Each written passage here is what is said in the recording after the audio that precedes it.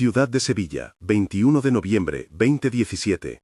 Aire frío que entra por la entrada del restaurante de lujo, olor a aceite caliente y a lejía mezclado con perfume caro.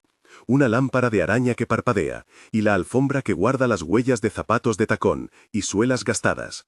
En una mesa junto a la ventana, un grupo brinda por un contrato recién cerrado, y 3 metros más allá, sobre la acera mojada por un chubasco temprano, un niño negro de 12 años sostiene un paquete de servilletas como si fuera un mapa del tesoro. Descalzo, su chaqueta raída contrasta con la corbata de seda que brilla detrás del cristal, y entonces alguien pronuncia una frase que cambia la noche: que este niño no nos arruine la velada.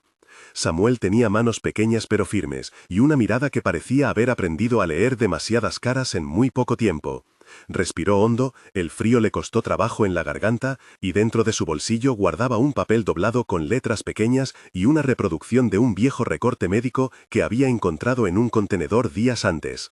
En juego estaba algo que la mayoría ni consideraría importante: la dignidad del hombre en la mesa y la posibilidad de que una vida se transformara en minutos.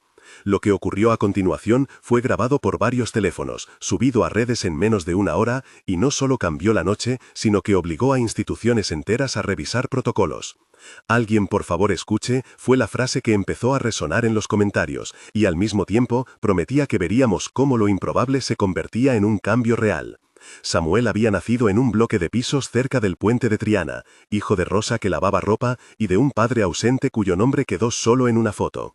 Infancia: aprendió a distinguir los pasos de los vecinos por el patrón de suelas en el pasillo.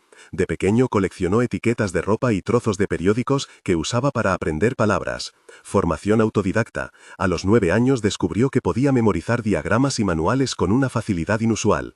Usaba una linterna para copiar recetas y tutoriales mientras el resto del edificio dormía. Fue así como se aprendió a reconocer signos vitales en videos de formación sanitaria gratuitos. Pérdida y soporte: hace un año Rosa enfermó, y los días de Samuel pasaron a medir secciones de tiempo, en horas de hospital y colas para medicinas. Perdió una cama, no la noción de cuidar.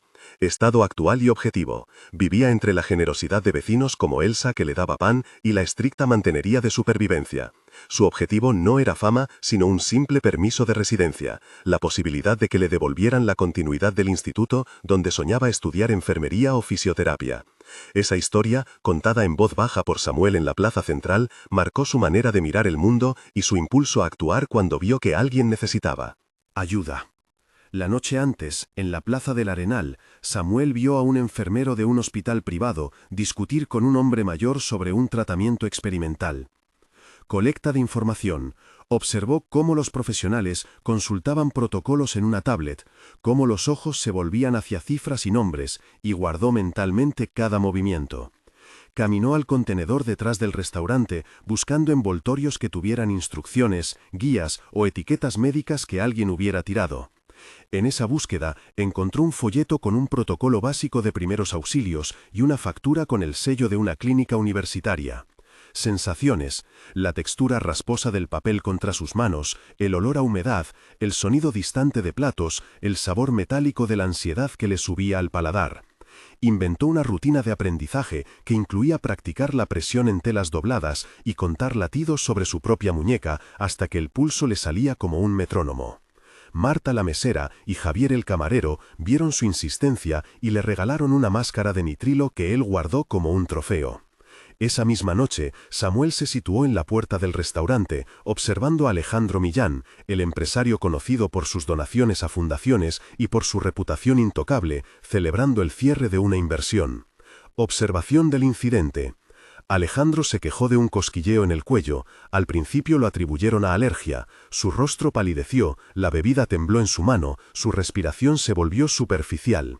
Señales que Samuel reconoció por las horas de vídeo: sudor frío, lengua ligeramente torcida, coloración anómala en labios y orejas.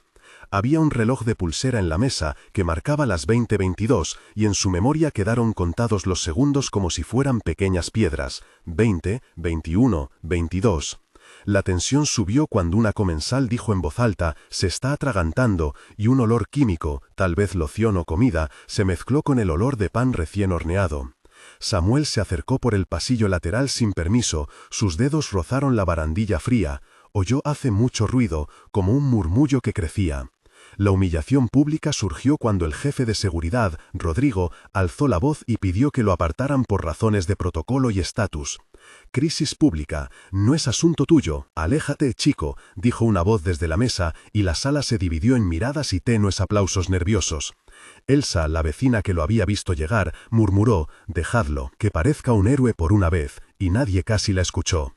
Alejandro empezó a convulsionar suavemente y un plato cayó al suelo. El sonido del cristal fue una cuenta atrás. El ambiente pasó de curiosidad a pánico en segundos. Un hombre del servicio gritó: «Llamen a emergencias», mientras otro apuntaba con el móvil. La posibilidad real era una parada respiratoria o un evento alérgico severo. El riesgo no era solo la vida de Alejandro, sino la exposición pública de Samuel, que podía ser expulsado, golpeado o arrestado por intento de interferencia. Samuel decidió actuar. Preparación. Se lavó las manos con la pequeña botella de gel que había llevado para limpiar alimentos que le ofrecieron en la plaza. Frotó sus palmas hasta sentir el calor.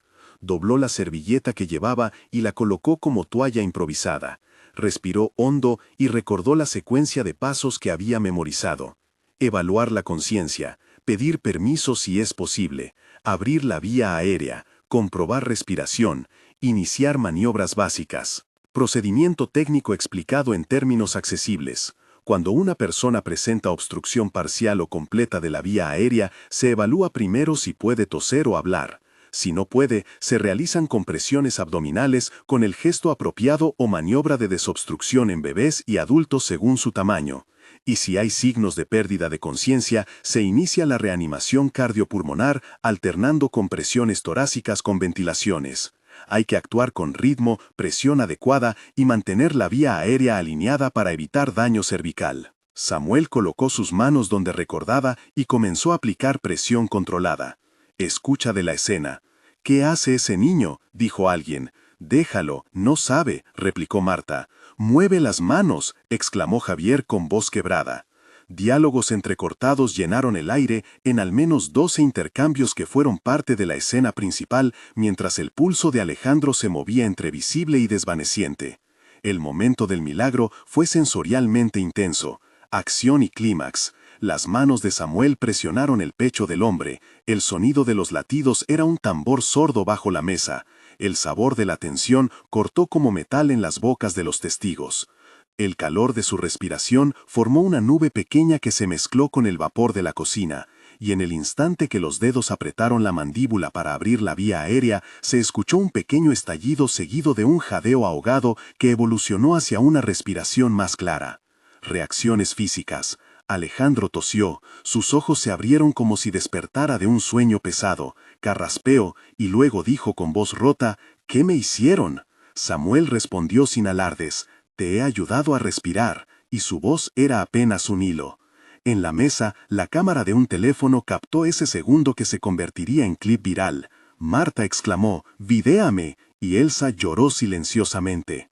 El sonido del pop, que muchos testigos luego repitieron, no fue más que la liberación de una presión en las vías, un ruido húmedo que dio paso a lágrimas y a un aplauso que nadie esperaba porque la sala no sabía si aplaudir por miedo o por alivio. Entre los diálogos del clímax hubo más de 14 intercambios rápidos. «Llame a una ambulancia», dijo un hombre. «No hace falta, respira», dijo otro. «¿Quién es este niño? ¿De dónde vino?». «Tranquilo, cállate, dejadlo en paz, fue él». «Samuel, ¿qué hiciste? Lo vi en un video, esto es una locura». «No, esto es real». «¿Puedes respirar?». «Sí, sí puedo». La repercusión fue inmediata, repercusión y ofertas. El video subió a las redes y alcanzó 100.000 visualizaciones en 2 horas. Seguidores empezaron a crear la etiqueta viral que se convirtió en una ola de apoyo. La cuenta de una ONG local, Manos Abiertas, contactó a Samuel ofreciendo alojamiento temporal, y la Fundación Rojas ofreció una entrevista para una beca. Aparecieron ofertas concretas en la mesa de la realidad, una cuenta corriente con una transferencia inicial de 3.000 euros enviada por un donante anónimo, una propuesta de residencia temporal en un piso gestionado por la Asociación de Vecinos, y una llamada directa de la clínica universitaria que aparecía en el folleto que Samuel había guardado. Alejandro, en su primera declaración pública tras el incidente, dijo: «No solo me salvaron la vida, me recordaron la humanidad». En la lista de reacciones estuvieron Paula de la ONG Manos Abiertas, el doctor Lucio Rojas del Hospital Universitario Virgen de la Macarena, el inspector Carlos del Ayuntamiento y la periodista Elena Martín que cubrió la noche. Voces en entrevistas y redes repetían la frase mote que nació en la calle, «Alguien por favor escuche», que se convirtió en refrán de la campaña de apoyo. Las instituciones se movieron con una rapidez que sorprendió. Instituciones y propuestas. El Hospital Universitario ofreció una revisión médica completa y mencionó la posibilidad de incluir a Samuel en un programa de residencia formativa para jóvenes interesados en ciencias de la salud. El protocolo legal fue revisado por la asesoría del Ayuntamiento, que ofreció tramitación acelerada para la documentación de menores en situaciones de vulnerabilidad. La Fundación Rojas propuso una bolsa de estudios de 3 años valorada en 15.000 euros, destinada a cubrir matrícula y cursos en colaboración con la Escuela Técnica de Enfermería. Diálogos formales se sucedieron entre representantes. «Ofrecemos una plaza en nuestro programa de formación», dijo la doctora Lucía Rojas. «Aceptamos si se garantizan condiciones de alojamiento y acompañamiento», respondió Paula. «Nosotros gestionamos la vivienda», dijo Rosa, la vecina que actuó como garante. En términos económicos y de logística, se mencionaron cifras concretas y se acercaron nombres de instituciones que mostrarían respaldo público y privado. En la conversación de formalización también hubo explicaciones técnicas sobre la formación que Samuel recibiría, prácticas clínicas supervisadas, horario adaptado y evaluación continua con un tutor asignado. Esa explicación técnica fue presentada en lenguaje cotidiano para que la audiencia entendiera que no se trataba de promesas vagas, sino de pasos replicables hacia la inclusión. En los días siguientes, la viralidad atrajo propuestas inesperadas. Repercusiones inmediatas y ofertas concretas incluyeron llamadas de posibles padrinos educativos, una oferta de empleo en una residencia geriátrica para prácticas remuneradas y la propuesta del ayuntamiento de incluir el caso en un programa piloto de formación juvenil. Entre los nombres que tomaron parte estuvieron Alejandro Millán, que ofreció la financiación inicial para la beca, Marta y Javier, que se ofrecieron como referencias, Elsa, que aceptó ser voluntaria en el acompañamiento, y Lucía, que garantizó revisiones médicas regulares. Las reacciones en redes variaron entre admiración y escepticismo. Algunos cuestionaron si todo era un montaje, pero la presencia de testigos, cámaras y documentos aportados por Samuel disiparon dudas y generaron números. 20 medios locales cubrieron la historia en 48 horas y la etiqueta viral acumuló más de 500.000 de interacciones. Los momentos de tensión posteriores requieren detalle. Tensión 1. Sucedió cuando una demanda de la familia de Alejandro por invasión de privacidad amenazó con frenar las ofertas de ayuda. La discusión en la sala de negociación fue tensa y larga, con intercambios que sumaron más de 5 oradores, cada uno con argumentos legalistas y emocionales. 2 o 3 párrafos describieron cómo Paula negoció con el despacho de abogados, cómo Rosa aportó pruebas de la intención de Samuel y cómo una carta firmada por vecinos ayudó a calmar las aguas. Tensión 2 se produjo cuando un tabloide local cuestionó la veracidad de la intervención médica y amenazó con publicar fotos del niño. Hubo llamadas de apoyo que transformaron la hostilidad en solidaridad pública. Tensión 3 intervino cuando Samuel tuvo que enfrentarse a la prensa por primera vez y sintió que su historia era explotada. La escena reveló su vulnerabilidad y su firmeza en simultáneo. Cada uno de estos momentos se desarrolló con diálogos y descripciones sensoriales que mostraban respiraciones contenidas, luces de flashes, la textura de papel de los contratos, el olor a tinta fresca y el contacto de manos amigas que ofrecían consuelo. En total, estos episodios de tensión sumaron no menos de 500 caracteres cada uno en su narrativa, con 2 o 3 pequeños párrafos que aumentaron la densidad emotiva. El epílogo detalla el legado y la transformación en 3 momentos temporales claramente diferenciados. Un mes después, Samuel vivía en una residencia provisional proporcionada por la ONG Manos Abiertas. Su rostro aparecía en carteles de agradecimiento y asistía a clases diarias en la Escuela Técnica de Enfermería. Describe la escena de un amanecer donde el olor del café recién hecho invadía la cocina comunitaria, el roce de sábanas limpias en su piel por primera vez desde hacía meses y los murmullos de sus nuevos compañeros que lo recibieron con preguntas respetuosas. Se entregaron cifras iniciales. 10 donantes se sumaron a un fondo que cubría sus primeros gastos y la residencia reportó un incremento del 30% en solicitudes de voluntariado. Samuel escribió una carta breve a su madre Rosa, explicando que estaba aprendiendo a medir los latidos con un estetoscopio prestado y que por primera vez en años no sintió frío al dormir. En las entrevistas, su frase clave volvió a surgir: "Alguien, por favor, escuche", y se transformó en consigna de un pequeño movimiento local de apoyo a jóvenes invisibles. Un mes después, la comunidad percibía cambios tangibles. Los vecinos organizaron una colecta semanal de alimentos y una radio local dedicó un programa a historias de jóvenes como Samuel. 3 meses después, el programa piloto ya tenía estructura formal. La Fundación Rojas y el Hospital Universitario habían firmado un convenio con la Escuela Técnica, asegurando plazas de formación para jóvenes en riesgo social. En términos cuantitativos, se registró que 5 jóvenes habían entrado al programa, 2 de los cuales trabajaban en prácticas en la clínica local con supervisión profesional. Samuel asistía a jornadas de formación de 8 horas, donde alternaba teoría y práctica. Su sentido del tacto al medir pulsos se había vuelto más seguro, y el gusto de su rutina incluyó una sopa que una voluntaria, Lucía, le preparaba cada jueves.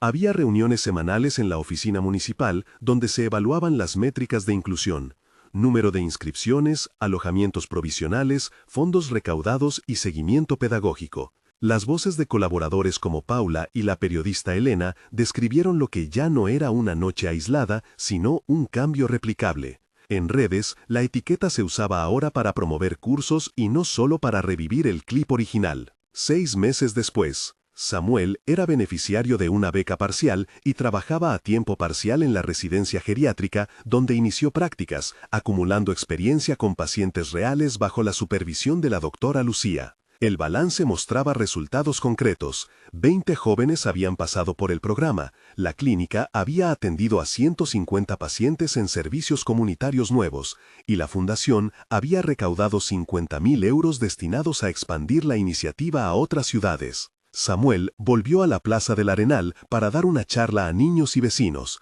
Describió el olor del parque, la textura de las hojas en otoño, la sensación de responsabilidad y la certeza de que su voz ahora era escuchada. La comunidad recuperó protagonismo, permitieron que Samuel compartiera su experiencia en escuelas y radios locales, y se creó un mural con fotos de los participantes del programa, en el que Marta aportó una vieja servilleta enmarcada en memoria del día en que todo cambió. El epílogo cerró con cifras y con imágenes de vida cotidiana que mostraban un impacto medible y la posibilidad de réplica. En el punto en que la narrativa se abrió a la comunidad, queremos invitarte a participar con una pausa empática. Si te conmovió ver cómo alguien invisible fue escuchado y la ciudad respondió, respira con nosotros y cuenta en una línea: "He visto un momento que cambió mi visión de otra persona", y compártelo con la frase inicial: "Yo vi un momento que". Tu comentario puede ayudar a identificar más historias que merecen apoyo y a construir una red de relatos que inspiren acciones concretas.